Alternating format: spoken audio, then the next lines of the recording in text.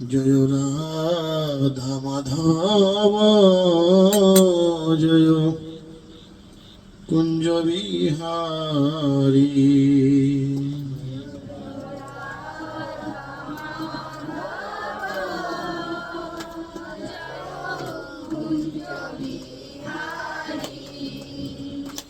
জয় রাধা মাধব জয় কুঞ্জ বিহারী।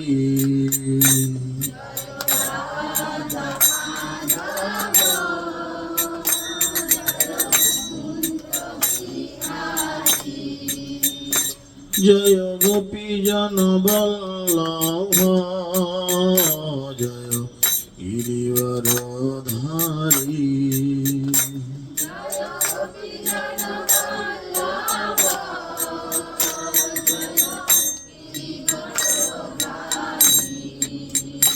জয় যশোদানন্দন ব্রজজন রঞ্জন।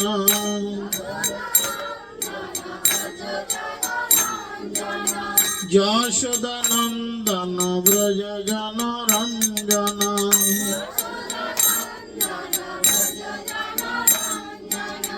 যমুনা তীরবনচারী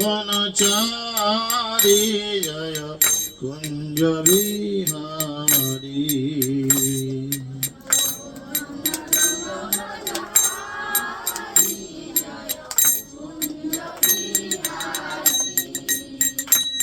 জয় রাধা মাধব জয় কুঞ্জ বিহারী।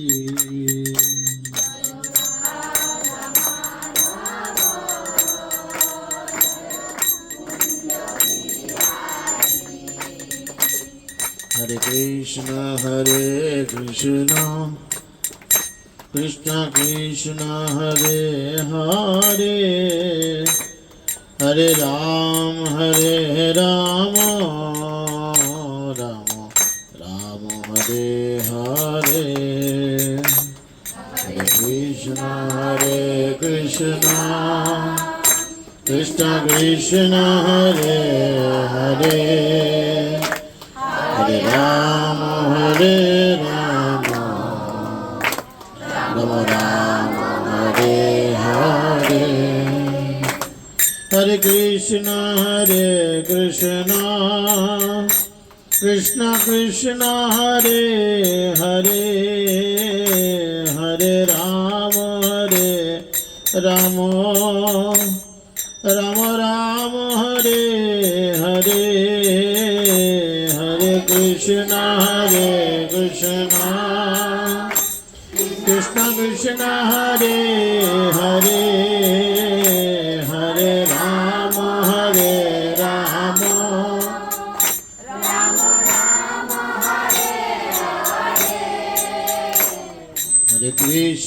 হরে কৃষ্ণ কৃষ্ণ কৃষ্ণ হরে হরে হরে রাম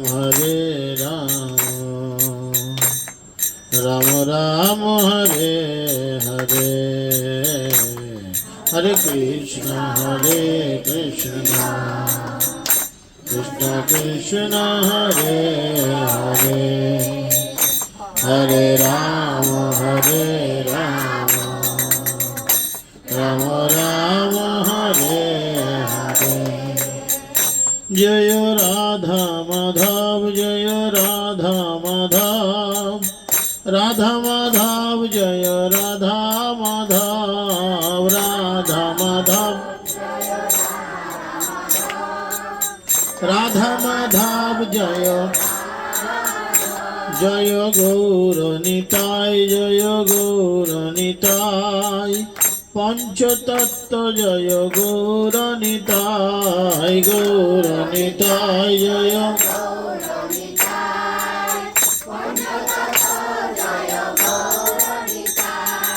জয় প্রভুপাদ জয়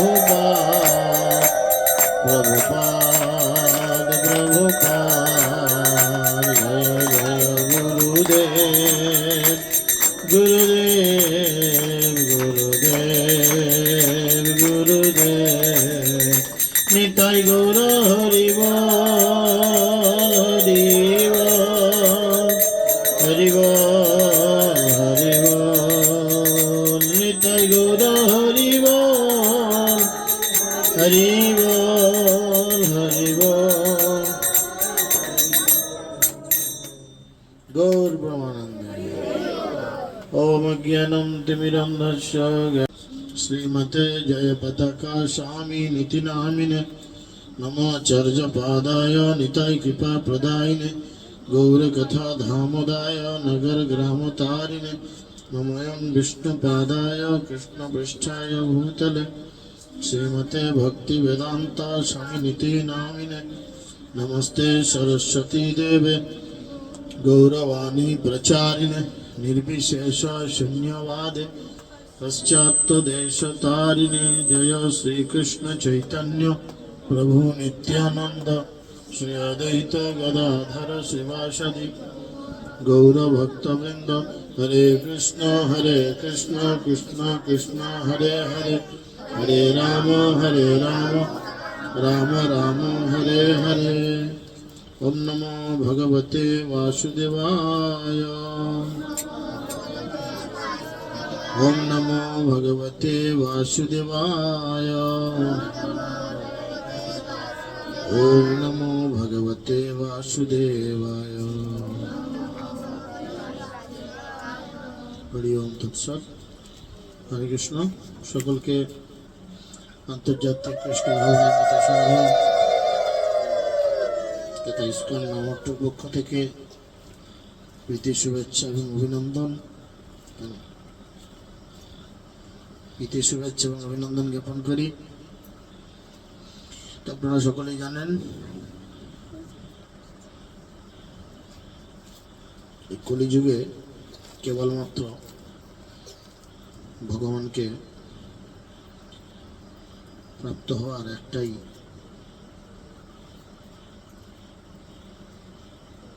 উদ্দেশ্য, একটাই রাস্তা। সেটা কি কে জানেন? সেটা কি? কলিযুগে ভগবানকে পেতে গেলে একটাই রাস্তা, সেটা হচ্ছে কৃষ্ণ নাম, তাই না? যেই নাম সেই কৃষ্ণ ভজনিষ্ঠা করি, নামের ভিতর আছেন আপনি শ্রীহরি। তো এই শ্রীহরি ভগবান নামের মধ্যে রয়েছেন এবং এই নাম গ্রহণ করার ফলে আমরা ধীরে ধীরে ভগবত তত্ত্ব উপলব্ধি করতে পারি।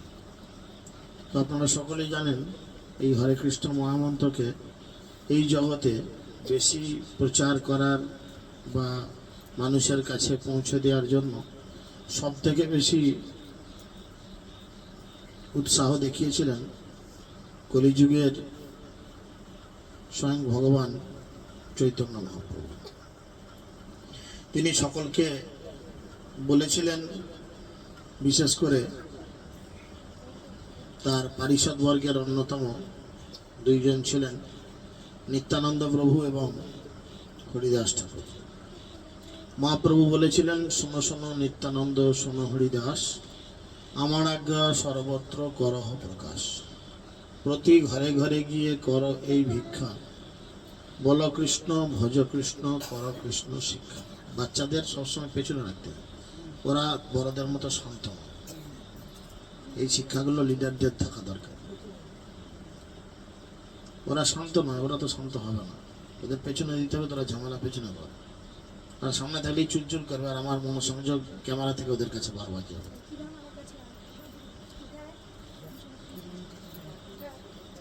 তো সেই জন্য চৈতন্য মহাপ্রভু যখন সন্ন্যাস গ্রহণ করতে চেয়েছিলেন, তখন তার মা, তার স্ত্রী সকলেই তার কাছে বড্ড কান্নাকাটি করেছিলেন। মহাপ্রভু তার মাকে বুঝিয়েছিলেন, আমরা গত ক্লাসে পেয়েছিলাম যে তিনি তার মাকে ধ্রুব মহারাজের কাহিনী শুনিয়েছিলেন। মা বলেছিল, তুমি কোনোদিন খালি পায়ে হাঁটোনি, তুমি কোনোদিন খিদা সহ্য করনি, তুমি কোনোদিন রৌদ্রে বেরোওনি, তুমি নিজে হাতে কোনোদিন রান্না বান্না করে খাওনি, তুমি সন্ন্যাস গ্রহণ করলে কি করে কি হবে? তখন উনি ধ্রুব মহারাজের উদাহরণ দিয়েছিলেন। ধ্রুব মহারাজ কেবলমাত্র 5 বৎসর বয়সে যখন তার মা এবং ভাইরা 7 ভাই তাকে বাবার কোলে ওঠার থেকে বিরত করে এবং ঠেলে ফেলে দেয় বাবার কোল থেকে, এবং তাকে শিক্ষা দেয় যে তুমি বাবার থেকে বড় পদ অধিকার করে দেখাও, তখন বাবার কোলে। তো তার মা তখন তাকে শিক্ষা দিয়েছিলেন যে জগতে যদি আমরা কেউ চাই সবার থেকে উপরে যেতে, তো সেটা একমাত্র যিনি সবার থেকে উপরে আছেন তিনি পূরণ করতে পারেন। আর এই জগতে সবার থেকে উপরে রয়েছেন স্বয়ং ভগবান কৃষ্ণ, তাই তিনি ভগবানের স্তবস্তুতি করেছেন। তো সেখানে এসে তিনি এরকম পরিস্থিতি যখন হয়েছে, ধ্রুব মহারাজ বাড়িতে ফিরছেন এবং বাড়িতে ফেরার পরে ভাগবতমের একটি শ্লোকে বলছে,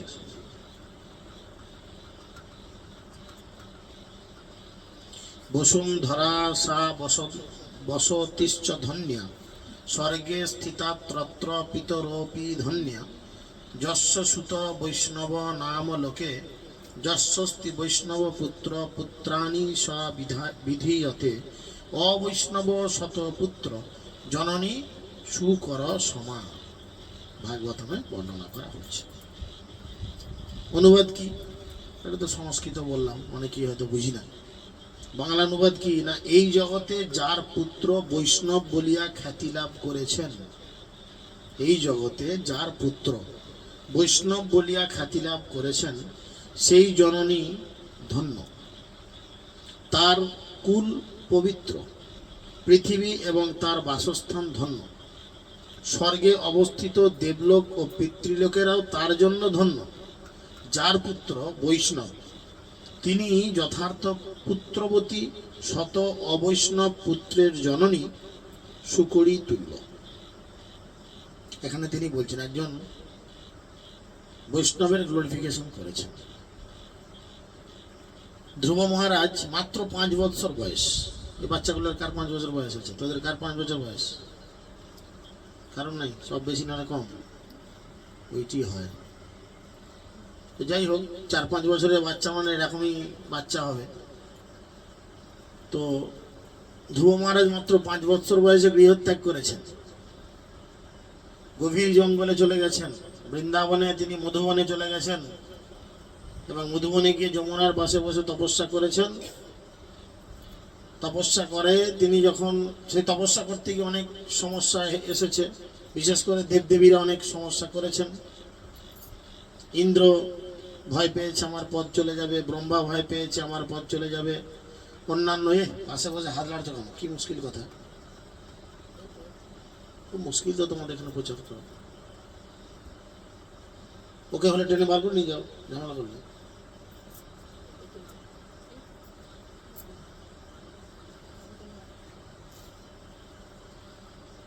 তো তিনি এরকম পরিস্থিতি তৈরি করেছেন এবং এই পরিস্থিতিগুলো তৈরি করে তার কানে কানে সেরকম ভয়ঙ্কর কথাবার্তা বলেছেন দেবদেবীরা যখন তিনি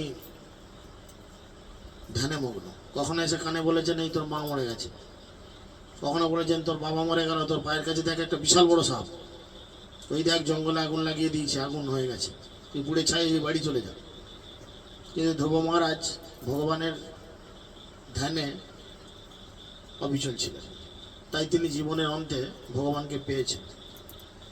এর থেকে চৈতন্য মহাপ্রভু আমাদের শিক্ষা দিয়েছেন যে ভক্তি জীবনে এরকম অনেক সমস্যা আসবে, এই সমস্যাগুলোকে ওভারকাম করতে শিখতে হবে। যদি আমরা সেটি করতে না পারি তাহলে কিন্তু ভক্তি জীবন আমাদের জন্য নয়, বুঝেছেন? তো লোচন দাস ঠাকুর বলছেন, যার বংশে বৈষ্ণব হয়ে একজনে পিতৃ মাতৃ শ্বশুর কুল উদ্ধারণে। কোন পরিবারে যদি কেউ একজন বৈষ্ণব হন, তিনি পিতৃকুল, মাতৃকুল, শ্বশুরকুল উদ্ধার করেন। কয় কুল হলো? 3টা কুল হলো। 3টা কুলের কটি বংশ উদ্ধার করবেন না? যদি সে সাধারণ বৈষ্ণব হন, গৃহস্থ বৈষ্ণব হন, তিনি 21 কুলকে উদ্ধার করেন। যদি ব্রহ্মচারী হন তিনি প্রায় 30 কুল উদ্ধার করেন। আর যদি সন্ন্যাস হন তাহলে তিনি 50 কুল উদ্ধার করেন। গয়াতে গিয়ে পিণ্ড দেওয়ার প্রয়োজন পড়ে না। বুঝা গেল? তো সেই জন্য এখানে শাস্ত্রে এই ধরনের উল্লেখ করছেন, শ্রীকৃষ্ণ ভোজি আইলা তোমার বালক, জানিয়া সে বংশে তোমার ধ্রুব তিলক। নারদের বল রাজা হরিষে মন রথে, চুয়া চন্দনের ছড়া দিল রাজপথে। নারদ মুনি এসে তিনি উত্তানপাদকে বলছেন, উত্তানপাদ হচ্ছেন ধ্রুবর বাবা, ও যে তোমার 7 গোষ্ঠীর ভাগ্য ভালো যে তোমার বাড়িতে একজন বৈষ্ণব আবির্ভূত হয়েছে। তোমাকে কিছু করতে হবে না, সে একলাই তোমার 7 কুল উদ্ধার করবে। তোমার একার না, তোমার শ্বশুরের কুল মানে ধ্রুবর মামা কুল, মায়ের বংশ, শ্বশুরের বংশ, পিতার বংশ, তিনি 321 বংশ উদ্ধার করবেন। তাই এই ধরনের বালক তোমার হচ্ছে তিলক। তিলক আমরা যে তিলক করি, তিলক মানে কি? শান, ঐশ্বর্য, একটা জয়, তাই না? তো সেই জন্য বলছে তোমার ছেলে আসছে, তাই তুমি চুয়া চন্দন ছড়াও রাজপথে। খদি দধি মঙ্গল দুর্বা কুসুম কস্তুরী, সুদ পুষ্প উজ্জ্বল দ্বীপ জলে সারি সারি। হারা উদিশে রাজা অনব্রজি ধায়, কত দূরে গিয়া তবে ধ্রুব লাগি পায়। গোটা রাজ্যের এরকম কথা যখন বলেছেন, রাজ্যের সমস্ত অধিবাসীরা রাস্তার 2 দিকে দাঁড়িয়েছেন, সবার হাতে তখন ধূপ ধুনো এবং প্রদীপ। কেন? বম পোড়াবে? 2 দিকে দাঁড়িয়ে কেন দাঁড়িয়েছে না? ধ্রুব আসছে, ধ্রুবকে স্বাগতম জানানো হবে। চিন্তা করেন, একবার এই ধ্রুবকে লাথি মেরে ফেলে দিয়েছিল, তাড়িয়ে দিয়েছিল, যাও দাদুর থেকে বড় কিছু করে দেয়, বাপের থেকে বড় কিছু করে দেয়। বলো বাপের নামই বড় বাপ, কি নাম? ব্রহ্মা, আমি তার থেকেও বড় কিছু করে দেখাবো। ভগবান দিয়েছিলেন ধ্রুবলোক, আমরা যাকে ধ্রুব তারা বলি। সমগ্র জগৎ ধ্বংস হয়ে যাবে, কিন্তু এই ধ্রুব তারার কোনো ধ্বংস হবে না। তো সেই জন্য মহারাজ কি করলেন? হাত বাড়িয়ে হায় ধ্রুব, হা ধ্রুব, হা ধ্রুব করতে করতে অনেক দূর এগিয়ে গিয়ে তবে ধ্রুব দেখা পেল। ধ্রুবরে দেখিয়া রাজা প্রাণ পাইল বলে, লক্ষ লক্ষ চুম্ব দিলা পুত্র কইলে করে। ধ্রুবেরে আনিয়া পুনঃ সভে কইল রাজা, হাতে হাতে সমর্পিল পাত্র আর প্রজা। তিনি ধ্রুবকে দেখতে পেয়ে অনেক আদর করলেন, বাবা ছেলেকে যেমন আদর করে, জড়িয়ে ধরে চুমটুম খায়। ধ্রুব 5 বছরের ছোট্ট বালক, সে তার 50 বছরে বুড়ো হয়ে যায়নি। 5 বছরের ছোট্ট বালক, এতদিন বাড়ি ছাড়া ছিল, বাবার বড় মন খারাপ। বাবা গিয়ে তাকে জড়িয়ে ধরে আদর করেছে, চুম্বন করেছে, এবং এই 5 বছরের বালককে নিয়ে এসে সিংহাসনে বসে রাজা করে দিয়েছে, সমস্ত প্রজাদের ভার ওর হাতে তুলে দিয়েছে। ধ্রুবের তারে রাজ্য দিয়া রাজা গেল বনে, কত দিন রাজ্য কইল আনন্দিত মনে। বলে দাপে নানা দেশে নিল একে একে, 40 বৎসর রাজ কইল নিষ্কণ্টকে। দেব গন্ধর্ব মধ্যে নানা বিক্রম করি, মাকে সঙ্গে লইয়া ধ্রুব গেল ধ্রুবপুরী। এবং শুধু তাই নয়, ভাগবতমের 4th স্কন্ধে উল্লেখ রয়েছে, সেখানে ধ্রুব মহারাজের যে কাহিনী বলা হয়েছে, সেখানে বলা হয়েছে যে ধ্রুব মহারাজের যখন জীবনের শেষ সময় এসেছেন, বৈষ্ণবেরা সাধারণত কি হয়, স্বর্গ মানে বিষ্ণুলোক থেকে রথ আসে, তাতে জয় বিজয় বা অন্যান্য 2-3 জন সেখানকার বৈষ্ণবেরা থাকেন। হাতে কি নিয়ে থাকেন? একটা প্রসাদী মালা, ভগবানের চরণামৃত 1 গ্লাস, শরবত যাকে বলে চরণামৃত শরবত, এবং তাদের কাছে মৃদঙ্গ করতাল থাকে, একটা বেশ গদি চেয়ার, এরকম খটখটে চেয়ার নয়, বেশ সোফার মতো গদি চেয়ার থাকে রথের ওপর, আর রথে তাকে তুলে নিয়ে যায়। যেদিনে ধ্রুবর গোলক বৃন্দাবনে ফিরে যাওয়ার ডেট, সেদিনে তারা সকালে এসে ধ্রুব মহারাজকে প্রণাম জানিয়েছেন, জানিয়ে ধ্রুবকে বলেছেন, মহারাজ আপনার গোলক বৃন্দাবনে ফিরে যাওয়ার সময় হয়ে এসেছে। বলো ঠিক আছে। স্নান আদি করে দাদার সঙ্গে তিলক করেছেন, এবং তিনি যখন রেডি হয়ে রথের কাছে এসেছেন, রথে উঠবেন বলে, দেখছেন যমরাজ আশেপাশে ঘুরঘুর করছে। আর যমরাজের চেহারা বিশাল ভয়ঙ্কর, বড় বড় পেশিওয়ালা, কালো কালো হাত পা। তো তিনি যমরাজকে দেখে প্রশ্ন করেছেন, আপনি এখানে কি ব্যাপার? তখন যমরাজ জোরহাত করে তাকে প্রণাম জানিয়ে বলেছেন, প্রভু আমি সচরাচর আসি কারুর বাড়িতে কেউ মারা গেলে তাকে নিয়ে যেতে, কিন্তু আমি আজকে এসেছি আপনাকে নিয়ে যেতে নয়। আমি আপনার মতো শুদ্ধ বৈষ্ণবের চরণধুলি মাথায় ধারণ করতে এসেছি, যাতে আমি ভগবানকে খুব শীঘ্র জানতে পারি। বলো তাহলে আমায় কি করতে হবে?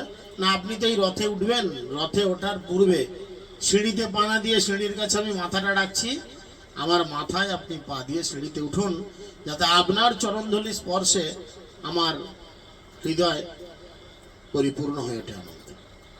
তখন ধ্রুব মহারাজ সেরম আচরণ করলেন এবং রথে ওঠার সাথে সাথে চেয়ারে বসিয়ে তার গলায় ভগবানের প্রসাদী মালা দেয়া হলো, ওয়েলকাম ড্রিঙ্কসের মতো ভগবানের চরণামৃত পান করানো হলো এবং তার সাথে সাথে কি করা হলো না, চামর ময়ূর পাখা দিয়ে হাওয়া করতে থাকলেন এবং একজন হরিনাম সংকীর্তন করতে লাগলেন। ধ্রুব তখন প্রশ্ন করলেন, আমার মা, যে মা আমার শিক্ষাগুরু, সেই মাকে তো আমার চাই, আমি দেখা যাব না। তখন জয় বিজয় বললেন যে আপনি চিন্তা করবেন না প্রভু, ওই আগে যে একটা রথ যাচ্ছে ওই রথে আপনার মা আছে। এই বলে ধ্রুব মহারাজ সমস্ত লোক, বিশেষ করে স্বর্গলোক, মহলোক, জনলোক, তপলোক, ভূলোক ইত্যাদি 6টি লোক অতিক্রম করে তার নিজস্ব লোক ধ্রুবলোকে পৌঁছালেন। আর স্বর্গের দেবদেবীরা তারা বিভিন্ন ফুল ধ্রুব মহারাজের উপরে বর্ষণ করতে লাগলেন এবং তার প্রেমধ্বনি জয়ধ্বনি করলেন। এই সমস্ত কথা চৈতন্য মহাপ্রভু তার মাকে বলল। কেন বলল না, ধ্রুব যদি 5 বছরে যায়, মা আমার তো এখন 24 বছর বয়স, তাই তুমি আমাকে ছাড়বে না, আমি এত বড়। শচী বলে, আমিও যাইব তোমার সঙ্গে, থাকিব তোমার সঙ্গে, কৃষ্ণ কথা রঙ্গে, তুমি হেন সোনার পুত্র যবে মুরো মুড়ি, মুই মুরো মুরাইয়া হই মুনাড়ি। তখন মহাপ্রভুর মা শচীমা বললেন যে তুমি একা যাবে না, তোমাকে আমি পারমিশন দিতে পারি যাওয়ার জন্য, কারণ মায়ের পারমিশন প্রয়োজন পড়ে। তোমাকে আমি যাওয়ার জন্য পারমিশন দিতে পারি, কিন্তু আমাকে সঙ্গে রাখতে হবে, কারণ তুমি আমার একদম ছোট্ট ছেলে। মায়ের কাছে ছেলেটা সবসময় ছোট, বুড়ো হয়ে গেল ছোট, তাই না? তাই তিনি বললেন, রক্তবস্ত্র পরিব, কুণ্ডল দিব কানে, যোগিনী হইয়া আমি যাব তোমার সনে। বলে আমি ওসব জানি না, আমি লাল রঙের একটা রক্তবস্ত্র পরব আর কুণ্ডল দিব, কানে কুণ্ডল লাগাবো, আর যোগিনী সেজে আমি তোমার সঙ্গেই থাকবো। মায়ের বচনে প্রভু অস্তবাস্ত হইলা, কি দিব প্রবোধ বলি চিন্তিতে লাগিলা, সর্বজ্ঞ শিরামণি সচির নন্দন, মায়ের প্রবোধ করে এদা সলোচন। মায়ের এই কথা শুনে মহাপ্রভু তো মাথায় বজ্জা, এ তো মা বেশ জেদ ধরেছে, আমাকে কি তাহলে বেরোতে দেবে না নাকি? হেন অদ্ভুত কথা শ্রবণ মঙ্গল নামেরে, গোরা গুণ গাইছতা শচী দুলাল চাঁদরে, অস্তবস্ত নহ শুনো আমারও বচন, মিছা কাজে দুঃখ চিত্তে কি করো কারণ, বারে বারে কহিতারে নাহি অবধানে, মিছা করো লোভ মোহ ক্রোধ অভিমানে, কে তুমি তোমার পুত্র কে বা কার বাপ, মিছা তারে মোর করি করো অনুতাপ, কি নারী কি পুরুষ আর কে বাকার পতি, শ্রীকৃষ্ণ চরণ বিনু আর কিছু নাহি গতি। মহাপ্রভু বলছেন যে তুমি এতক্ষণ রেগে রেগে আমাকে বলছো, মা কে কার ছেলে, কে কার স্বামী, কে কার মা, কে কার বাবা, এই জগতে কারুর কোনো পরিচয় নেই, এই পরিচয়গুলো সব মিথ্যে, সব মিথ্যে। একমাত্র সত্যি পরিচয় কি না, শ্রীকৃষ্ণ চরণ। কৃষ্ণ হচ্ছেন একমাত্র পরিচয়ের জায়গা, সেই পিতা, সেই মাতা, সেই বন্ধুজন, সেই হর্তা, সেই কর্তা, সেই মাত্র ধন। কৃষ্ণই হচ্ছেন মা, কৃষ্ণই হচ্ছেন বাবা, কৃষ্ণই হচ্ছেন হর্তা কর্তা বিধাতা। কৃষ্ণ ছাড়া এই জগতে আর কেউ নেই। সেই সে কেবল গতি কহিল এ তত্ত্ব, তা বিনু সকল মিছা যতেক জগৎ, বিষ্ণু মায়া বন্ধেল সর্ব লোক সুযন্ত্রিত, নিজ মত অহংকারে কেবল পীড়িত। মহাপ্রভু বললেন মানুষ বিষ্ণু মায়ায় অহংকারে অহংকারী। অহংকার কয় রকম? অহংকার 4 রকম। একটা হচ্ছে রূপের অহংকার, মানে খুব দেখতে সুন্দর হলে তাদের আবার খুব কেরামতি থাকে, বুঝেছেন? রূপের অহংকার। 2 নম্বর হচ্ছে গুণের অহংকার। অনেক যদি গুণ থাকে তার একটা অহংকার থাকে। 3 নম্বর হচ্ছে কুলের অহংকার। বুঝেছেন? কুল মানে বংশ। আমি বাউন্ডে, আমি চ্যাটার্জি, মুখুজ্জে, আমি মোড়ল, আমি অমুক তুসুক, বংশ অহংকার থাকে। আর 4 নাম্বার হচ্ছে বিদ্যার অহংকার। বুঝেছেন? লেখাপড়া খুব বেশি জানলে তার আবার তাদের মধ্যে অহংকার আছে। এই 4 রকম অহংকার ভক্তি জীবনকে নষ্ট করে। 4 রকম অহংকার ভক্তি জীবনকে নষ্ট করে। তাই তিনি বলছেন বিষ্ণু মায়া বন্ধে সব লোক সুযন্ত্রিত। বিষ্ণু মায়া প্রতিটা লোককে যন্ত্রের মতো বেঁধে রাখে, যন্ত্রের মতো, কিচ্ছু করার নাই। নিজ মদ অহংকারে কেবল পীড়িত। নিজ ভালো ভালো বলি যেই করে কর্ম, পরকালে বন্দী হয় সেই সব ধর্ম। তারা শাস্ত্র পড়ে কোনো কর্ম করার চিন্তা করে না, নিজেরা যেটা ভালো মনে করে এটাই হচ্ছে ধর্ম। আর যেটাকে ধর্ম বলে এখন গ্রহণ করে, পরবর্তীতে কি হয় না, সেইটাই তার কর্মবন্ধনের কারণ হয়। চিন্তা করেন, লোকে নিজে এখন ভালো থাকার জন্য, সুস্থ হওয়ার জন্য মা কালীর কাছে দিলে মানসিক করে জোড়া পাঁঠা, ব্যাস, কোনো চিন্তা নাই। নিজে এক পাঁঠা, সেখানে 2টো পাঁঠা কাটলো, কেটে সেই পাঁঠার মাংসই খেলো। খেয়ে কি হলো, পরবর্তীতে সেই পাঁঠাগুলোকে হত্যা করার দায় তার ঘাড়ে চাপলো, মৃত্যুর পরে তাকে যন্ত্রণা পেতে হবে। কিছু করে না। ভগবানের নিয়ম সবার জন্য সমান, কি বাচ্চা কি বুড়ো, কি তোমার মতো ফোগলা কি আমার মতো মোটু, সবার জন্য সমান, কিচ্ছু করার নেই। তো ভগবান দেখবে না যে আহা এই বাচ্চা ছেলে গো, একে একটু কম করে দাও, আহা এই খুব সুন্দর দেখতে, একে একটু কম দাও, এ খুব বড় লোক, একে বেশি দিও না, এই খুব গরিব। না, আইন আইন আইন সবার জন্য সমান। ভগবানের এই যে আইন, সে কথা তিনি বলছেন। হ্যাঁ, পরকালে বন্দী হয় সেসব ধর্ম, কর্মসূত্রে বন্দী হইয়া বুলে ভ্রমিয়া, আপনা না জানে মূঢ় কৃষ্ণ পসড়িয়া। কর্মসূত্রে বন্দী হয়ে আমাদের এই যে জীবন আমরা পেয়েছি, কেউ গরিব হয়েছি, কেউ বড়লোক হয়েছি, কেউ শিক্ষিত হয়েছি, কেউ অশিক্ষিত হয়েছি, কেউ দেখতে ভালো হয়েছি, কেউ দেখতে খারাপ হয়েছি, কেউ জ্ঞান পেয়েছি, কেউ জ্ঞান পাইনি, কেউ সারা জীবন দুঃখ কষ্ট পাচ্ছি, আবার কারোর তেমন দুঃখ কষ্ট নাই। কেন কেন এরকম প্রকারভেদ?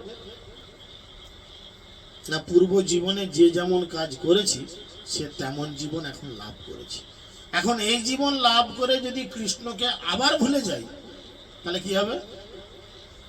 আবার একটা নারকীয় জীবন আপনার জন্য অপেক্ষা করছে। তাই এখানে বারবার বলছে কর্মসূত্রে বন্দী হইয়া বুলে ভ্রমিয়া। ভ্রমিয়া মানে ঘুরে বেড়ায়। কর্মসূত্রে বন্দী হইয়া বুলে ভ্রমিয়া, কবু স্বর্গে উঠায়, কবু নরকে ডুবায়, বন্দী যেন রাজা, যেন দণ্ডজনে রাজা, যেন নদীতে চুবায়। আমাদের অবস্থাটা কখন ভালো জানেন? ধরেন আপনার হাতগুলো বাঁধা আছে, আর একটা বড় ডাবাতে, বড় সে গরু যাতে খরচুবি খায় সেরকম বড় ডাবা, 1 ডাবা জল আছে, আর সেই জলের মধ্যে আপনার মাথাটা ডুবিয়ে ধরা হচ্ছে, আবার তোলা হচ্ছে, আবার ডোবানো হচ্ছে, আবার তোলা হচ্ছে। তো এই প্রক্রিয়ার মধ্যে আপনি কখন ভালো থাকবেন? কখন ভালো থাকবেন? না আইডিয়া কেউ না দিলে 1 বালতি জলে সব মাথাগুলো ডোবান, যে কথা বলতে হবে, নাহলে পরের দিন থেকে আমি আর আসবো না বললে, যে যা পারবেন করবেন, মুখে কথা বলতে হবে। আড্ডা মারতে আসিনি আমরা। কখন ও বাবু, কখন ভালো থাকবেন? বলেন, নাহলে ডাবায় জল দিয়ে আপনাকে ডোবানো হবে, ডুবে দেখেন পরিস্থিতি কি হয়। কখন ভালো থাকবেন? কখন ভালো থাকবে? দূর বাবু হরিনাম, তাহলে 5 মাতাল, সে সব হরিনাম বুঝে না, সবাই দিয়ে হরিনাম হচ্ছে গড় মালা থাকবে। সাধারণ আইডিয়া নেই, বলো। এই আস্তে, বেশি পণ্ডিত হয়ে গেছে। একজনকে জিজ্ঞেস করছি সবাই মুখ লাগছে, এতক্ষণ মুখ আওয়াজ বেরোয় না, বলো। খুব ভালো উত্তর দিয়েছে, জল থেকে যখন তোলা হবে। এবার বলেন, সত্যি কি সেটা ভালো অবস্থা? সত্যি কি সেটা ভালো অবস্থা? যখন জলে ঢুকছি হাঁপিয়ে মরে যাচ্ছি, যখন জলটিকে ঢুকছি নিঃশ্বাস নিতে নিতে দম বেরিয়ে গেল, আবার ডুবিয়ে দিলে, আবার তুললো, আবার একবার বড় নিঃশ্বাস, আবার তুলে, তাহলে এর মধ্যে তুলনামূলক ভালো হচ্ছে উঠে যখন এরম করে নিঃশ্বাস নিচ্ছি। সত্যি কি সেটা ভালো অবস্থা? এই জগতে পড়ে আমাদের অবস্থা ঠিক সেরকম, বুঝেছেন? আমাদের অবস্থা ঠিক সেরকম। মায়াবদ্ধ জীবের হয় সেই ভাব উদয়। পিশাচি পাইলে যথা মতিচ্ছন্ন হয়, মহাপ্রভু বলছেন পিশাচি পাইলে যথা মতিচ্ছন্ন হয়, মায়াগ্রস্ত জীবের হয় সেই ভাব উদয়। পিশাচি মানে ভূত। ভূতে ধরলে কি হয় বলেন তো? ভুল ভাল বকে। বেটা ছেলে হলে মেয়ে ছেলের নাম বলবে, মেয়ে ছেলে হলে বেটা ছেলের নাম বলবে, উল্টো পাল্টা আচরণ করবে।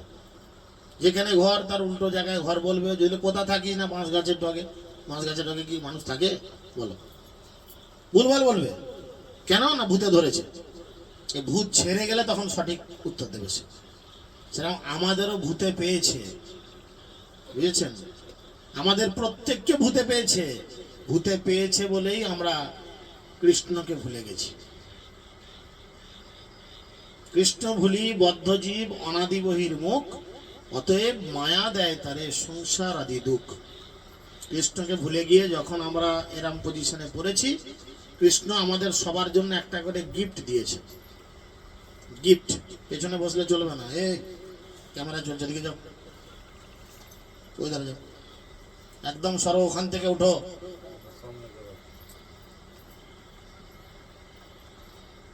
তখন তাকে বলেছে কি না, এরকম পরিস্থিতি ভূতে ধরেছে। ভূত ছাড়ানোর যেমন ওঝা আছে, ওঝায় ভূত ছাড়ায় তো, সেরকম প্রভুপাদ হচ্ছেন ভূত ছাড়ানোর ওঝা। এই আপনাদের এলাকায় একটা একটা করে ওঝা তৈরি হচ্ছে। সুলেখা একটা ওঝা তৈরি হচ্ছে, সুদীপ্তা একটা ওঝা তৈরি হচ্ছে, সুস্মিতা একটা ওঝা তৈরি হয়েছে। কেন ওঝা কেন আসছে? ভূত ছাড়াতে আসছে। এই যে ভূতে পেয়েছে আমাদের সবাইকে, যার জন্য আমরা সব করছি, খাচ্ছি, দাচ্ছি, লাপাচ্ছি, নাচছি, গাইছি, সব করছি, কিন্তু যেটা করা দরকার সেটা করছি না। আমরা এই জগতে কেন আসলাম না? কৃষ্ণ ভজিবার তরে সংসারেতে আসলি, মিছে মায়ায় বদ্ধ হয়ে বৃক্ষ সম হলি। আমরা কৃষ্ণ ভজনা করার জন্য এই জগতে আসলাম, এসে বিষ্ণু মায়া, মিছে মায়ায় সব বদ্ধ হয়ে গেছে।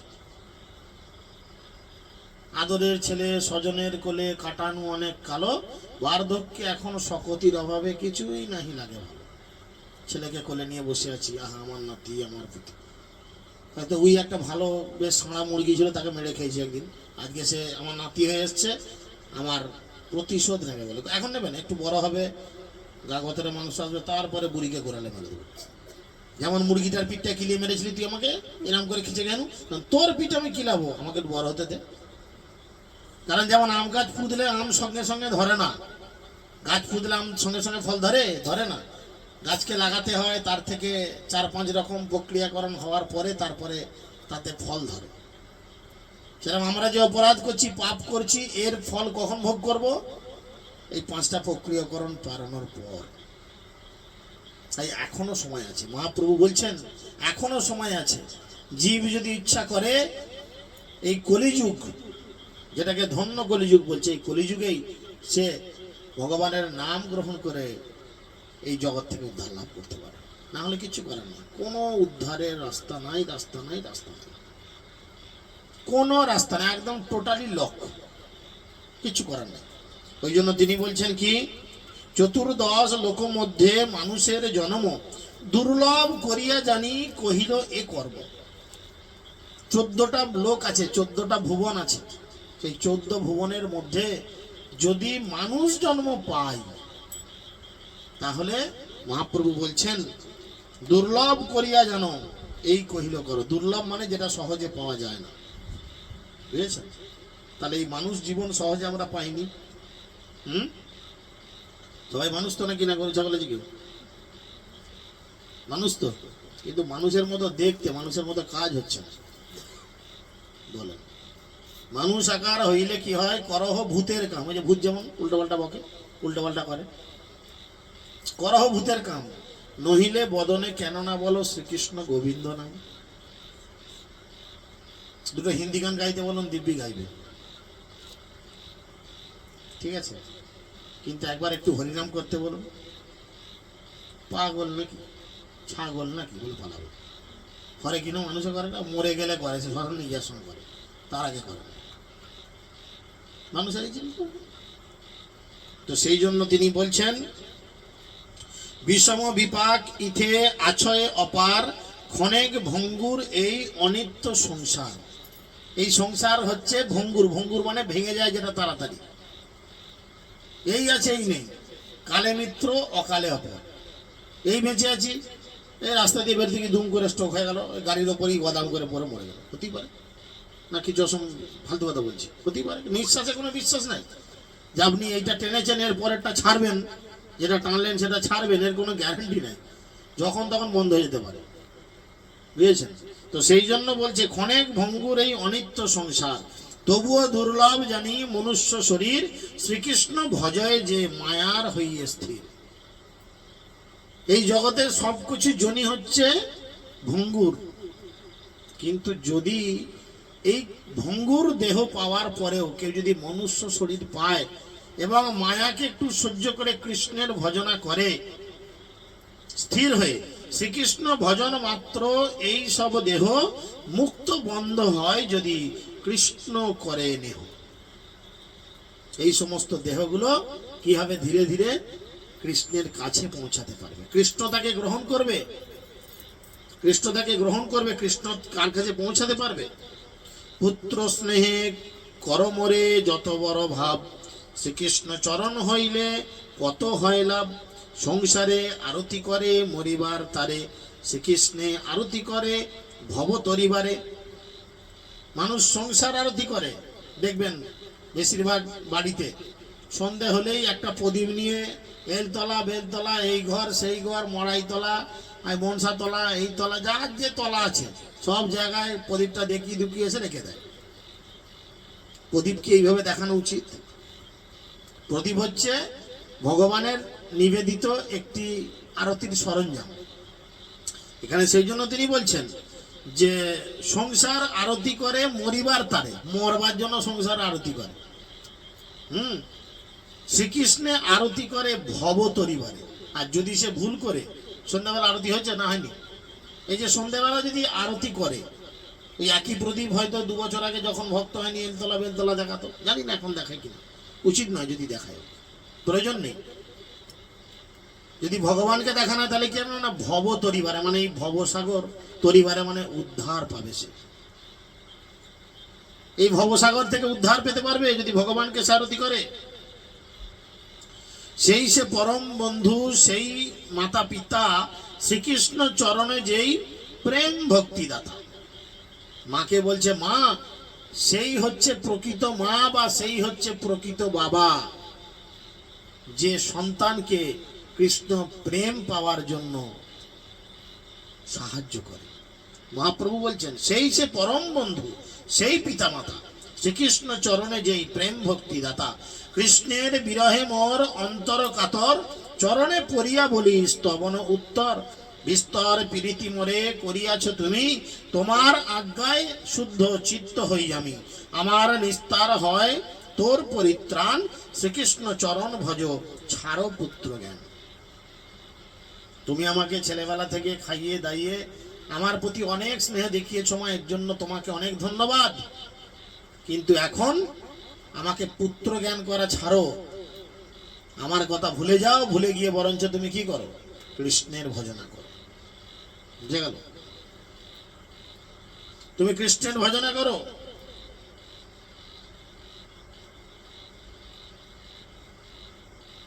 কৃষ্ণের বিরহে মোর অন্তর কাতর, সন্ন্যাস করিব কৃষ্ণ প্রেমার কারণে। দেশে দেশে হইতে আনি দিব প্রেম ধনে। আনের তনয় আনে রজত সুবর্ণ, খাইলে বিনাশ হয় নহে পরধর্ণ। ধন উপার্জন করে আনে বড় দুঃখ, ধনী যাও কিবা আপনি মরুক। আমি আনি দিব কৃষ্ণ প্রেম হেন ধন, সকল সম্পদময় কৃষ্ণের চরণ।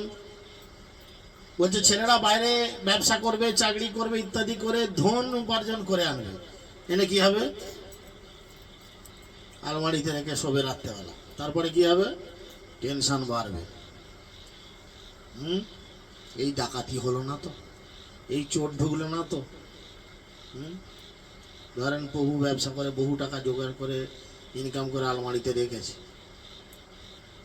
বাড়িতে হয়তো দুটো কি তিনটে ছেলে আছে, প্রায় টাকা চায়, দেয় না, বুড়োকে শাসায়, বুড়ো টাকা দেবে নাহলে পেট ফাঁসি দেবে। রাত্রেবেলাও কেমন ঘুমোবে? ঘুমের ওষুধকে আরামসে নাকটাকে ঘুমোবে হাঁ হাঁ করে, বালিশের নিচে চাবি রাখবে, ছিমছিমে ঘুম হবে, জেগে জেগে রাত জেগে জেগে চোখ মুখ শুকিয়ে যাবে, সুগার ধরে যাবে হয়তো। কেন না টেনশন। আর আমি তোমাকে এমন ধন এনে দেবো যে ধনে হইয়া ধনী মনিরে না মানে মনে। কৃষ্ণ প্রেম ধন কেউ কাটতে পারবে না। 5 ভরি একটা সোনার হার পরে রাস্তাটা দিয়ে 5 গেলে কেউ না কেউ ঝেপে দিবে, চিন্তা করেন। কিন্তু এরকম যদি 5 পাকে মালা পরে একবার যান, হতভাগার মুখের দিকেও তাকে লাভ নেই, কিছুই নাই, তুলসীর মালা, তাই না? কিন্তু এই তুলসীর মালাই আসল বস্তু। মরে গেলে দেখবেন মাথার কাছে দেয় তুলসী গাছ, চোখে দেয় তুলসী পাতা, আবার গলাতেও তুলসীর মালা পরিয়ে তাকে দাহ করতে নিয়ে যাওয়া হয়। এই জগতে তুলসী ছাড়া গতি কিছু নাই, কিন্তু আমরা সেটাকে সহজে গ্রহণ করব না। কেন কেন বললাম তো এরকম করছি আমরা? কিসে পেয়েছে আমাদের? ভূতে পেয়েছে, ভূতে। এই এর আগে রবিবার দিনে একটা বর্ধমানের ওইদিকে একটা ক্লাস করতে গেছিলাম সুন্দরপুরে, ইউটিউব চ্যানেলে দেওয়া আছে, দেখবেন ভূত ছাড়ানোর কৌশল, হেভি ক্লাস আছে, দেখবেন কেমন করে ভূত ছাড়াতে সব শিখিয়েছিল সেটা। চতুর্দিকে ভূত ছাড়াই, আমরা আরামবাগে 3 দিন বিনা পয়সায় ভূত ছাড়ানোর ট্রেনিং দিই। আবার হ্যাঁ, সার্কাস ময়দানে আমরা 3 দিন করে ভূত ছাড়ানোর ট্রেনিং দিই। যদি কেউ ভূত ছাড়ানোর ট্রেনিং নিতে চাও আসতে পারো, একদম পাক্কা ভূত ছাড়বেই ছাড়বে। এই একটা ভূত ছাড়াতে যায়, তো মাঝে মধ্যে ঘুমিয়ে যায়, তখন ওর ভূতটা আবার আমি ছাড়াই। তো যাই হোক, সেই জন্য এখানে তিনি বলছেন,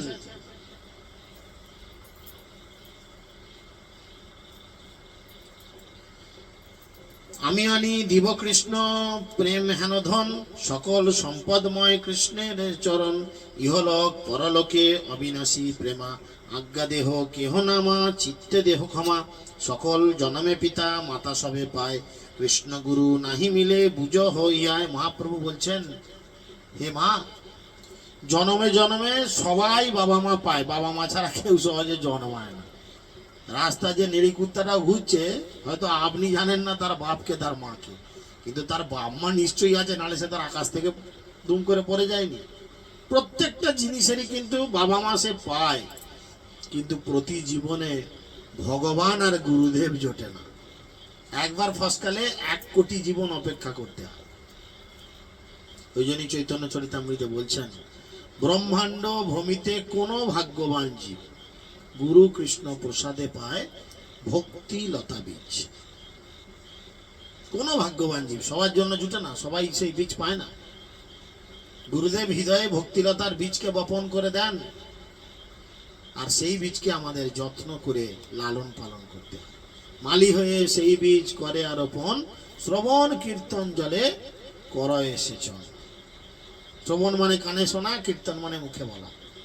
এই যে এখন কানে শুনছেন, ভালো জল পড়ছে, আকাশে জল পড়ে না, কিন্তু সব ফাঁকে দেখছে, আকাশে জল পড়ে না। বুকের মধ্যে যে, হৃদয়ের মধ্যে যে গুরুদেব বীজ লাগিয়েছে, সেই বীজের ওপর জল পড়ছে। আবার যখন কীর্তন করবেন তখনও কিন্তু, মানে মুখে বলবেন যেটা শুনছেন, সেটা যখন মুখে বলবেন আরো 5টা লোকের কাছে, তখন কিন্তু আবার জল পড়বে হৃদয়ের মধ্যে। আর বীজে জল পেলে কি হবে? বীজটা কল বেরোবে, গাছ হবে, ধীরে ধীরে সেই গাছটা বাড়তে বাড়তে বাড়তে বাড়তে ভগবানের পাদপদ্ম স্পর্শ করবে, ভক্তিলতা। তবে আমাদের জীবন উদ্ধার, তবে আমাদের জীবন সার্থক। মনুষ্য জন্মে কৃষ্ণ গুরু সবে জানি, যেই গুরু নাহি করে পশু পক্ষী মানি। মনুষ্য জীবন লাভ করে যদি সদ্গুরুর চরণে আমরা নিজেদের জীবনকে উৎসর্গ করতে না পারি, বলছে সেই গুরু, সেই জীবন পশু পক্ষীর জীবন।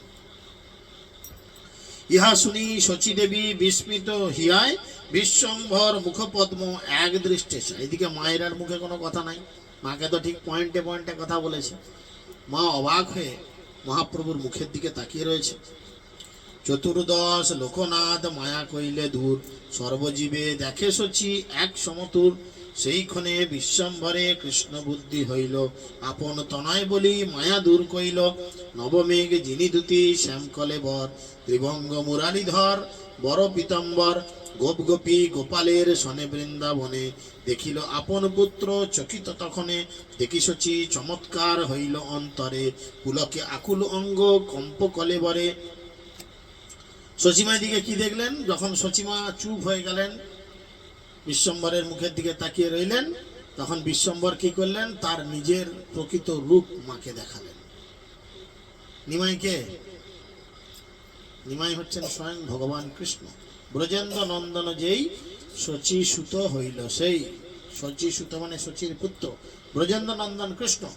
তিনি দেখালেন সমস্ত গোপ গোপীরা তাকে ঘিরে রয়েছে। তিনি বৃন্দাবনের গোচরণ ভূমিতে দাঁড়িয়ে পীত বসন পরিহিত হয়ে মুখে বাঁশি নিয়ে সুন্দর করে বাঁশি বাজাচ্ছে, আর গাভীরা গোপীরা আনন্দে নৃত্য করছেন। এই দৃশ্য শচীমা দেখলেন এবং শচীমা দেখে চমৎকৃত হলেন, অবাক হয়ে গেলেন। স্নেহ নারী ছাড়ে শচী আপন সম্বন্ধ, কৃষ্ণ হইয়া পুত্র হেলা ভাগ্যের নিবন্ধ। জগত দুর্লভ কৃষ্ণ আমার তনয়, কারু বশ নহে মোর শক্তে কিবা হয়। কৃষ্ণ কারুর বশ নয়, কৃষ্ণকে বেঁধে রাখা যায় না, কৃষ্ণকে ধরে রাখাও যায় না। কৃষ্ণ কিসে বশ বা কি দ্বারা কৃষ্ণকে বাঁধা যায় না? কেবলমাত্র শুদ্ধ ভক্তির দ্বারা কৃষ্ণ বাধা প্রাপ্ত হয়। এত অনুমানী শচী কহিল বচন, স্বতন্ত্র ঈশ্বর তুমি পুরুষরতন। মোর ভাগ্যে যতদিন ছিল মোর বসে, এখন আপন সুখে করহ সন্ন্যাসে। তখন শচীমা বলল, আমার ভাগ্যে তুমি আর নেই, আমি বুঝতে পারছি। যতদিন আমার ভাগ্যে তুমি ছিলে ততদিন তোমাকে আমি লালন পালন করেছি, এখন আর তুমি আমার ভাগ্যে নেই, তুমি সন্ন্যাস গ্রহণ করবেই।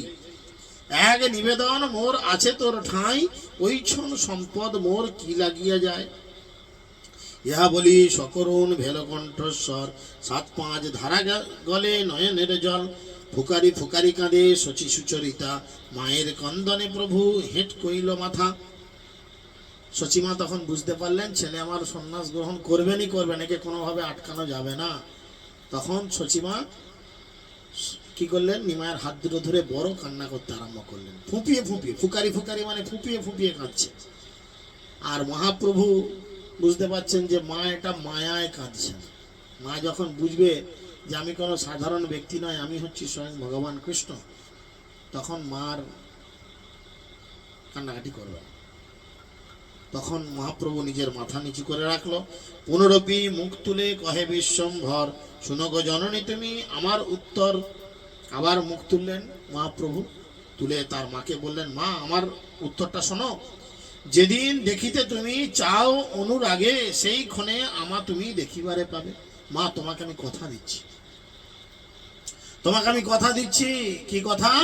না, যখন যেই মুহূর্তে তুমি আমাকে দেখতে চাইবে, আমি পৃথিবীর যে প্রান্তেই থাকি না কেন, আমি সঙ্গে সঙ্গে তোমার সামনে এই স্বরূপে এসে উপস্থিত হব। বুঝা গেল? এই বল শুনিয়া শচী সস্বরে ক্রন্দন, এই বল শুনিয়া শচী সস্বরে ক্রন্দন, ব্যথিত হৃদয়ে কহে এদাস লোচন। এই কথা শুনে শচী দেবী কি করলেন? কাঁদতে আরম্ভ করলেন। চিৎকার করে করে শচী দেবী কাঁদতে আরম্ভ করলেন। আর মহাপ্রভু চুপ করে বসে রইলেন তার কাছে। মা কাঁদছে, ছেলে চুপচাপ বসে বসে দেখছে। মহাপ্রভু কেন এরম করলেন? কেন করলেন? না, জগৎবাসীর কল্যাণের জন্য, আমাদের কল্যাণের জন্য। চিন্তা করেন, যদি মহাপ্রভু এই আচরণটা না করতেন তাহলে আমরা কিছু করতে পারতাম? আমাদের গতরে কিছু হতো? কি মনে হয় হতো কিছু? তাই মহাপ্রভু এই জড়জগতের মানুষকে উদ্ধার করার জন্য তিনি কি করলেন? না, তিনি সন্ন্যাস গ্রহণ করলেন এবং কৃষ্ণ প্রেমের বন্যায় গোটা জগৎকে ভাসিয়ে দিলেন। হরে কৃষ্ণ কৃষ্ণ কৃষ্ণ হরে হরে, হরে রাম রাম রাম হরে হরে।